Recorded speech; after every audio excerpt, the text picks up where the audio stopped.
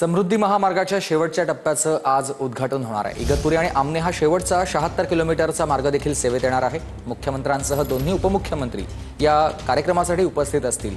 मुंबई ते नागपूर असा 701 किलोमीटर लांबीचा हा समृद्धी महामार्ग आहे आणि त्यातला हा शेवटचा टप्पा देखील आता पूर्ण झाला आहे।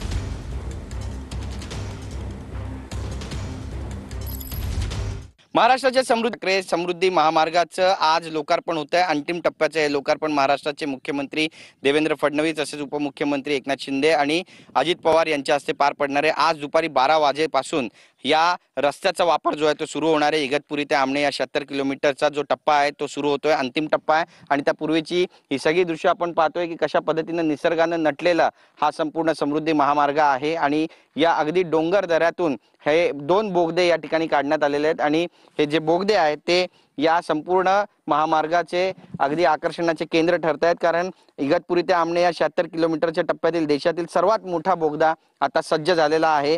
याची एकत्रित लांबी 11 किलोमीटरची आहे। त्यात इगतपुरी येथे सुमारे 8 किलोमीटर लांबीचा समृद्धी महामार्गावरील सर्वात लांब आणि रुंद बोगदा तयार करण्यात आलेला आहे आणि बोगद्याची एकूण रुंदी जी आहे ती 17.61 मीटर आहे, तर उंची 9.12 मीटर आहे आणि हा बोगदा किती सुसज्ज आहे ते सुद्धा आपण या ठिकाणी पाहणार आहोत आणि आपले जे कॅमेरामॅन आहेत आणि त्यासोबतच ड्रायव्हर आहेत त्यांना देखील आपण सांगणार आहोत की गाडीच्या आतून हा बोगदा नेमका कसा दिसतो, गाडी चालवून नागरिकांना दाखवावा जेणेकरून लोकांना देखील कळेल की नेमकं जेव्हा वाहन चालवत असतो त्यावेळी नेमका हा बोगदा कशा पद्धतीने आपल्याला पाहायला मिळतो। आणि या बोगद्यात देशातील पहिल्यांदाच अद्ययावत वायू विजन प्रणालीचा वापर करण्यात आलेला आहे। बघा किती सुसज्ज असा बोगदा आहे।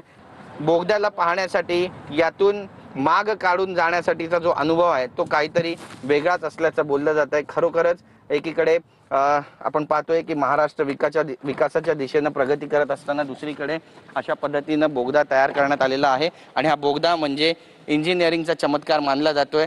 महाराष्ट्र समृद्ध होतोय असं म्हटलं तर गैर ठरणार नाही, कारण बरीचशी खेडीपाडी जी आहेत ती या समृद्धी महामार्गाला जोडल्या जाणार आहेत आणि महाराष्ट्राच्या विकासाला चालना मिळेल अशी अपेक्षा सुद्धा महाराष्ट्र सरकारकडून व्यक्त करण्यात येते। एकंदरीतच महाराष्ट्राचा विकास समृद्ध किती पद्धतीने होणार आहे, कशा पद्धतीने होणार आहे हे सुद्धा पाहणं महत्त्वाचं ठरेल। कॅमेरा पर्सन मनीष विचारेसह गिरीश गायकवाड, TV9 मराठी, इगतपुरी।